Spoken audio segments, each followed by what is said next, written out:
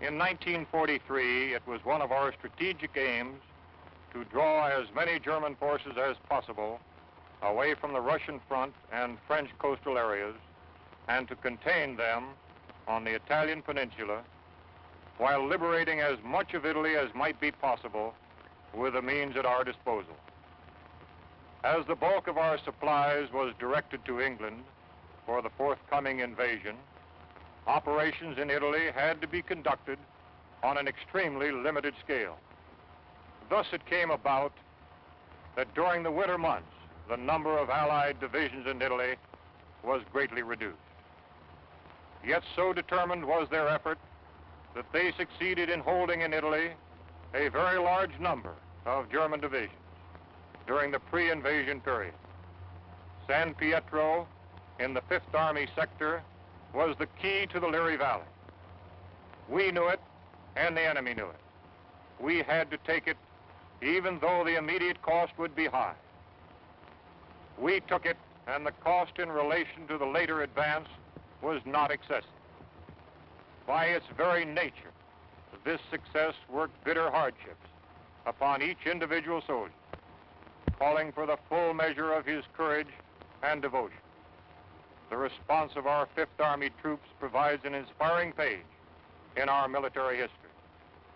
To these individuals, living and dead, and to those who now continue in their tradition, this picture is dedicated.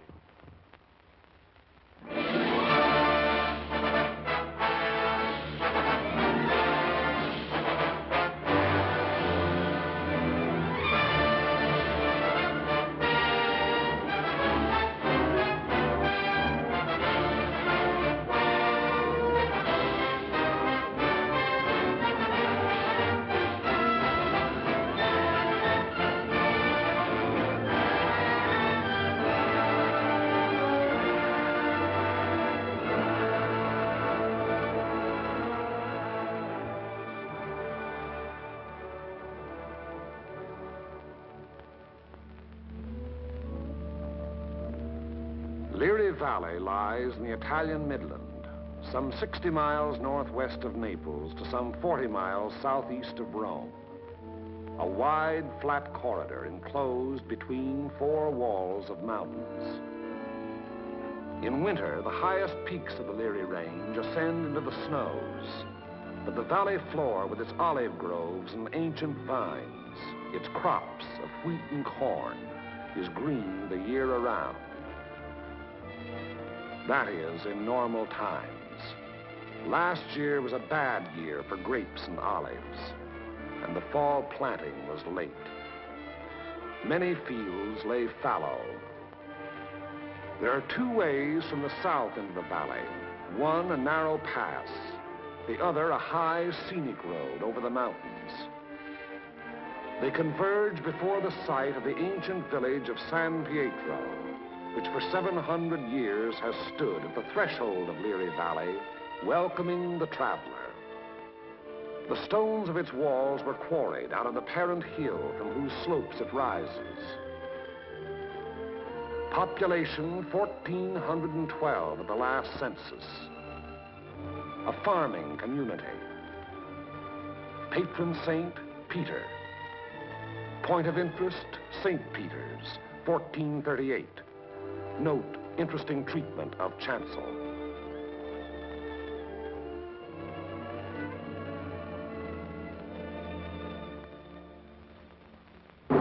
From the end of October 1943 until the middle of December, San Pietro and the surrounding ground was the scene of some of the bitterest fighting on our 5th Army front.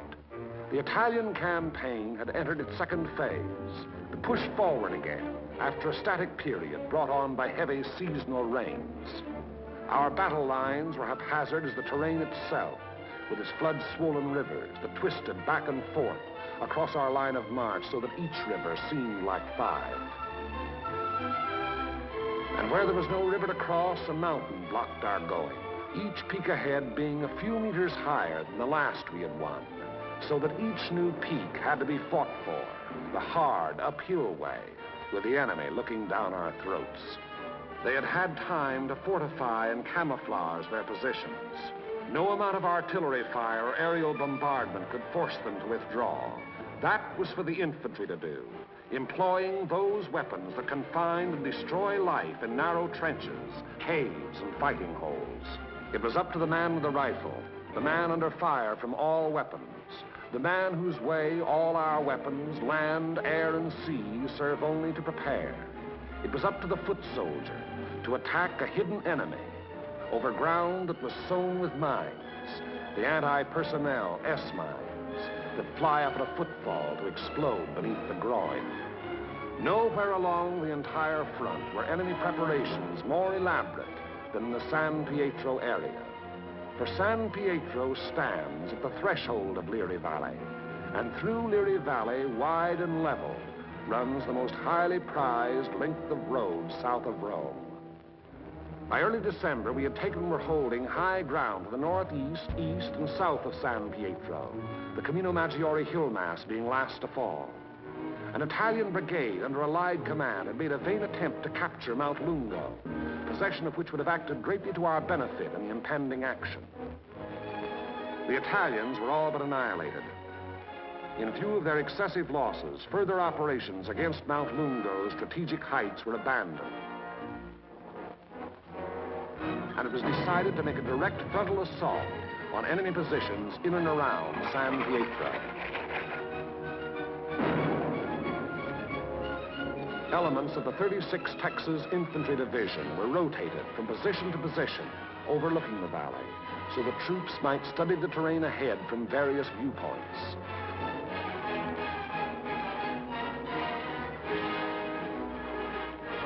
Patrol activity was continuous.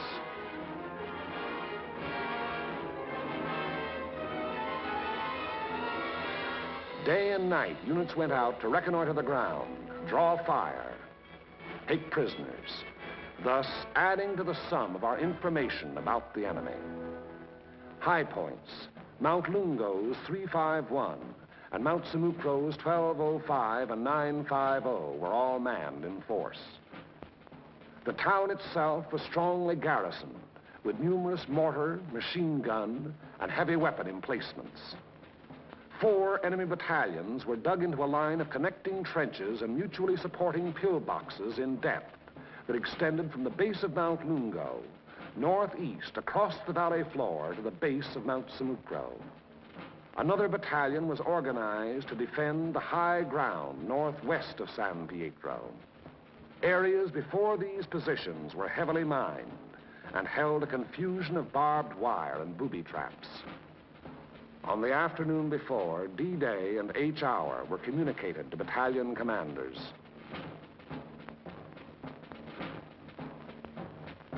December 8th, at 0620 hours, the 1st Battalion of the 143rd Infantry Regiment to attack the summit of 1205, having moved up the mountain under cover of darkness, and upon achieving its objective to attack along the ridge to a point northwest of San Pietro. The 3rd Ranger Battalion likewise to attack 950, another feature of the Mount Simucro hill mass. The 2nd Battalion of the 143rd to attack over the terraced olive orchards northeast of San Pietro. The 3rd Battalion acting in support to follow the 2nd at 400 yards.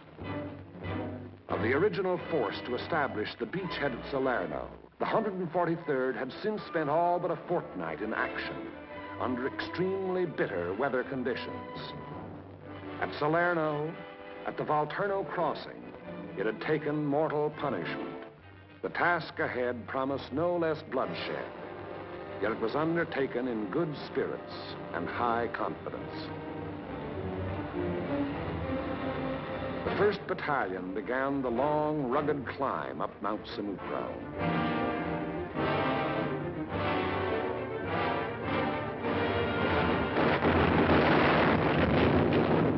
As night fell, our artillery opened up, and throughout the night hours, intense fire was laid down on the enemy's main line of resistance.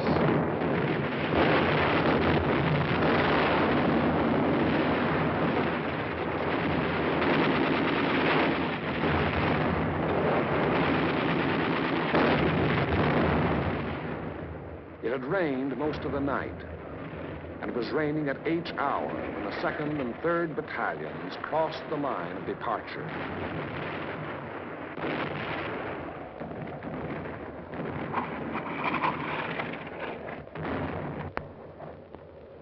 Some 200 yards forward, they encountered mines and automatic fire from pillboxes.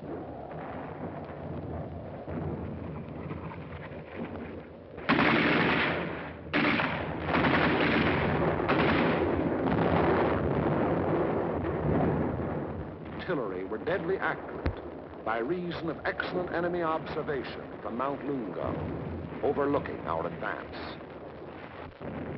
which continued another 200 to 400 yards.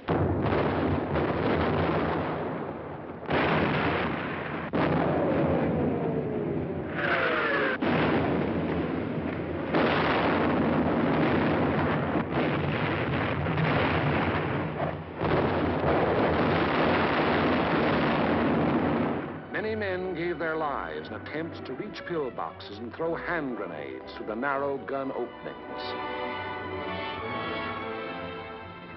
The 3rd Battalion was committed.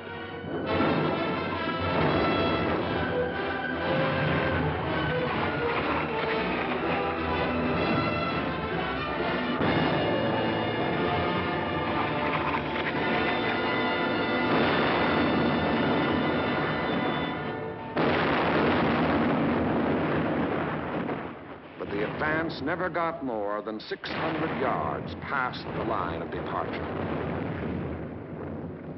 Our initial assault on San Pietro had been repulsed with heavy casualties.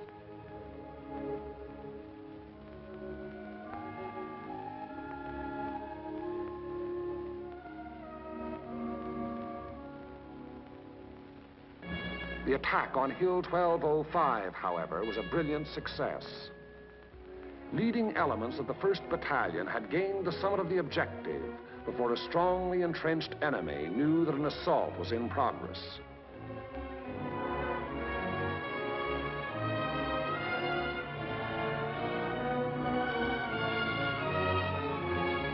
To the right of 1205, the 3rd Ranger Battalion had also captured its objective, but only after successive attacks and costly casualties. For on 950, the enemy was not taken unaware. Counterattacks were to be expected on both 1205 and 950. They were not long developing.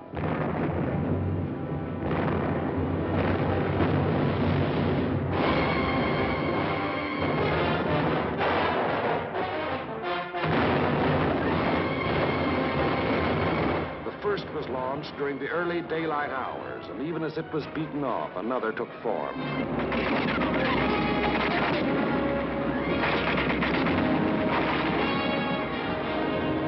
Day and night they followed in unremitting violence.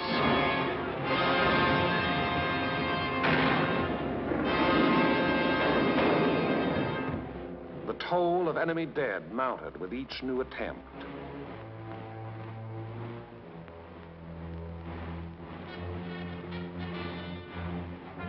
But German prisoners captured on 1205 and 950 said they had been ordered to retake those positions at all cost. In addition to defending Hill 1205, the 1st Battalion, obedient to the field order, undertook the reduction of enemy defenses which were organized along the ridge running west.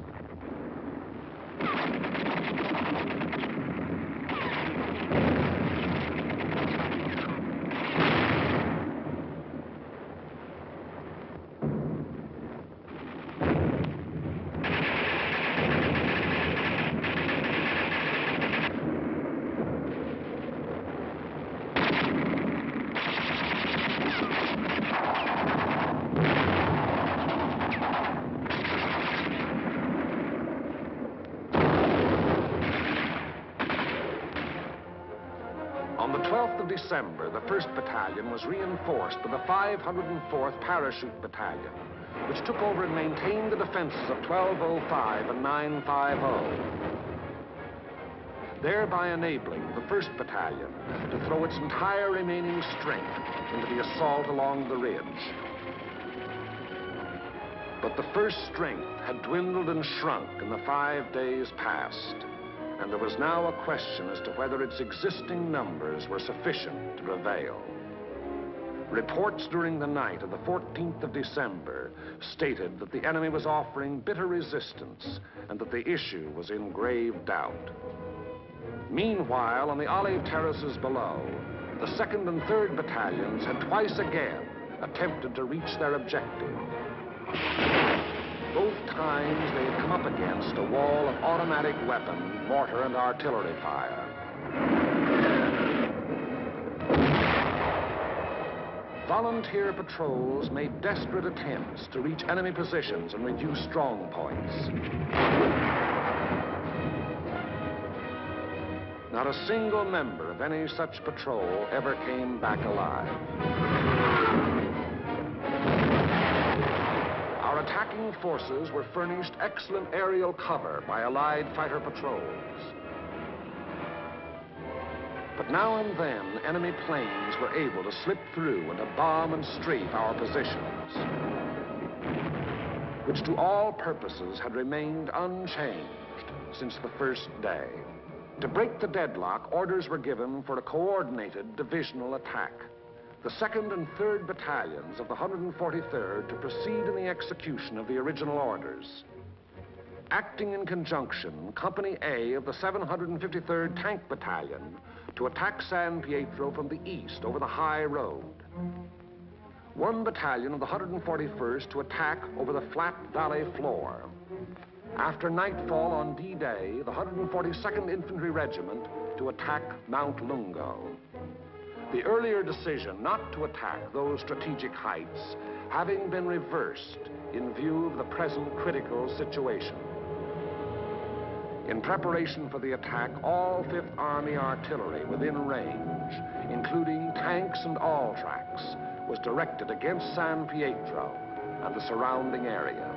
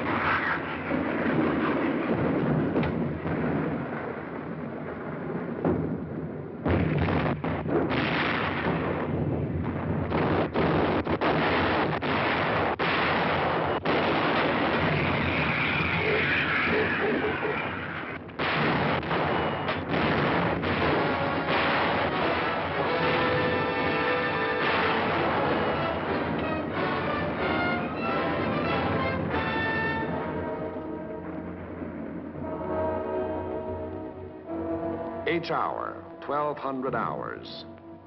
D-Day, the 15th of December. The 141st Infantry advanced some 400 yards from its line of departure, to be borne down and held powerless under the weight of enemy fire. The 2nd and 3rd Battalions of the 143rd advanced some 100 yards beyond their former positions to a point almost directly before forward enemy defenses. And for the 3rd time, they were forced to take such cover as the quaking earth could offer. And the tanks. Orders were for them to enter the town and to locate and destroy the heavy weapons there, which were leveled against our attacking foot soldiers. The high road into San Pietro is a narrow mountain road, and from the beginning of its winding descent in the Liri Valley, it was under direct enemy observation.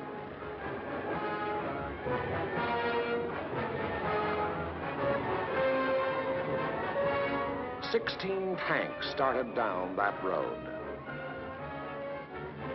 3 reached the outskirts of the town.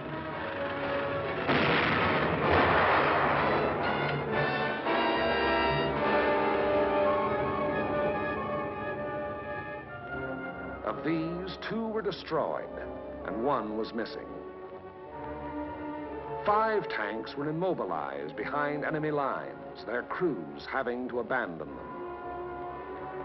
5 tanks hit enemy mines within our lines and were thereupon destroyed by enemy gunfire. 4 tanks returned to the bivouac area. After dark, 2 companies, 1 from the 2nd Battalion and 1 from the 3rd, finally succeeded in penetrating enemy positions before San Pietro. But receiving both frontal and flanking fire, they were forced to retire.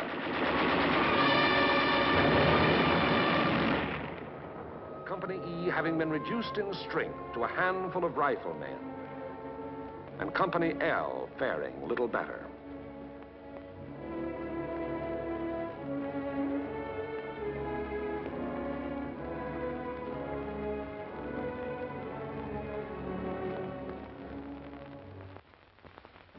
On the Mount Samocro Ridge, the 1st Battalion fought its way to within a few hundred yards of the objective.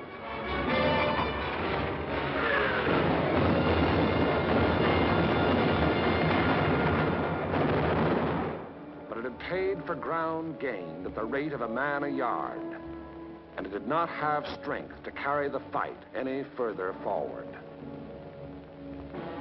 On Mount Lungo, however, despite bitter resistance, battalions of the 142nd, in successive waves, kept pushing upwards, until, in the early daylight hours of the 16th of December, its foot soldiers had gained the summit and were wiping up what remained of a stubborn enemy. And that height proved to be a key position in the enemy plan of defense, for even as Mount Lungo fell, the enemy throughout the San Pietro area made preparations to withdraw. Almost invariably, the enemy will counterattack to cover a withdrawal. The first violent thrust was delivered within a few hours.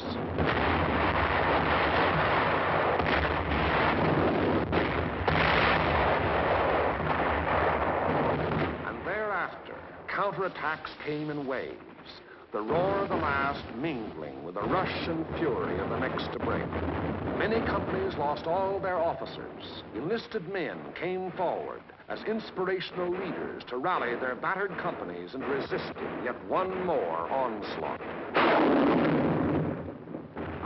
Our own artillery was brought to fall within 100 yards of our front-line elements. After 5 hours, during which the earth never ceased to tremble, counterattacks ended, indicating that the withdrawal of the enemy's main body had commenced.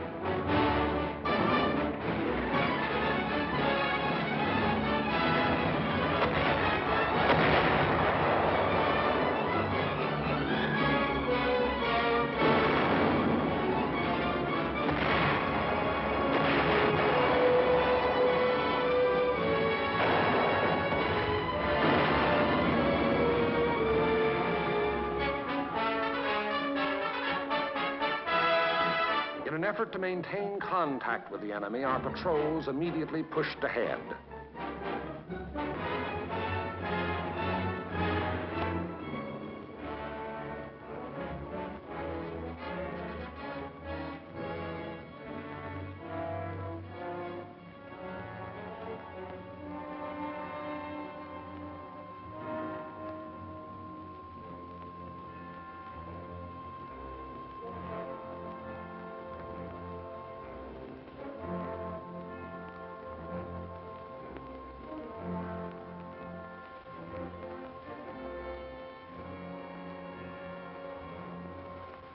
Entering the town, they discovered that San Pietro was ours for the taking.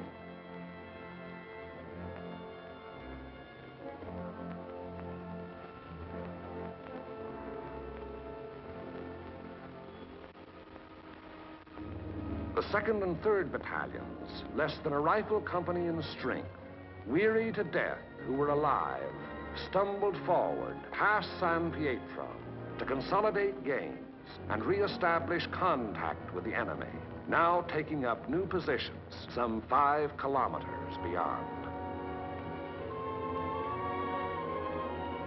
That is the broad shape of the Battle of San Pietro, which was but the first of many battles in Liri Valley. It was a very costly battle. After the battle, the 143rd Infantry Regiment alone required 1,100 replacements.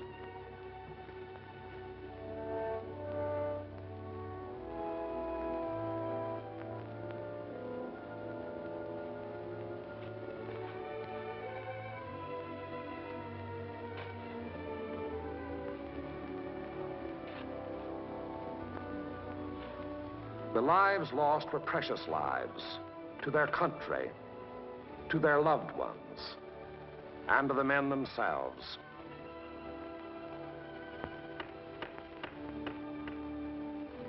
For the living of the 143rd Infantry Regiment, more than 100 decorations for acts of valor above and beyond the call of duty. Many among these you see alive here have since joined the ranks of their brothers in arms who fell at San Pietro. For ahead lay San Vittore and the Rapido River and Cassino, and beyond Cassino more rivers and more mountains and more towns, more San Pietros, greater or lesser, 1,000 more. As the battle passed over and beyond San Pietro, westward, townspeople began to appear, coming out of their caves in the mountains where they had stayed in hiding during the enemy occupation. They were mostly old people and children.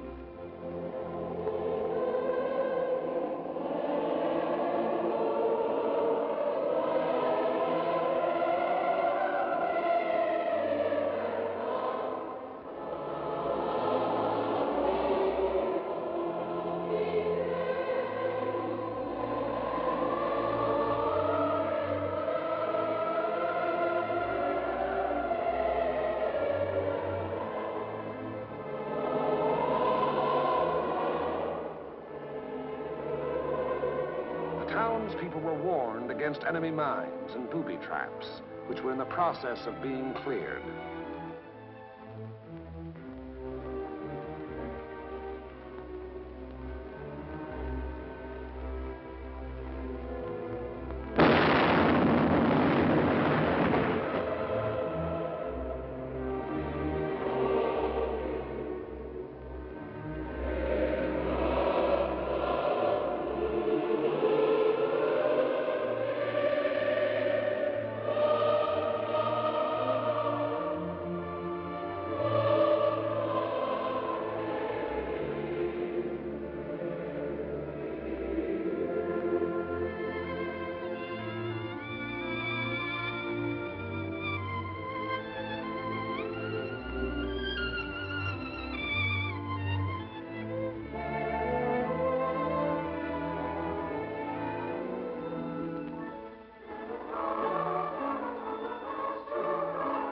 Children are able to forget quickly.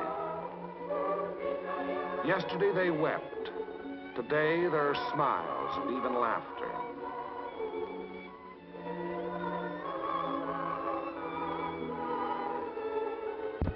Tomorrow it will be as though the bad things had never happened.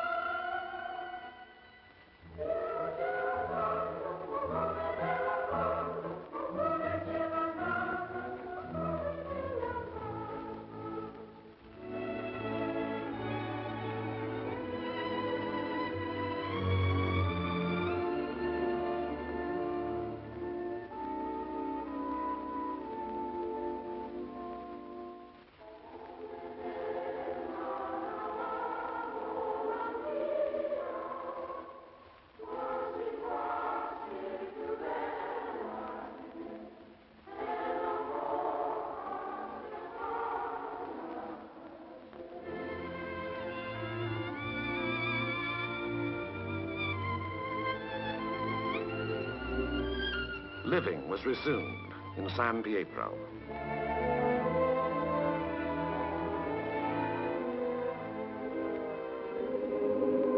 Our prime military aim being to engage and defeat the enemy, the capture of the town itself and the liberation of its people is of an incidental nature.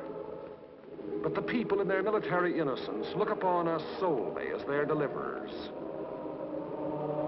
It was to free them and their farmlands that we came.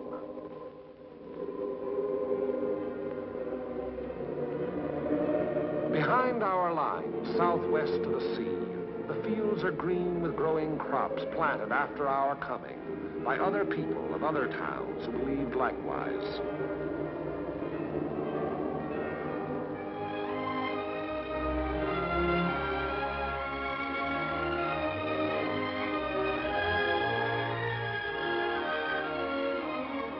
The new won earth at San Pietro was plowed and sown. It should yield a good harvest this year.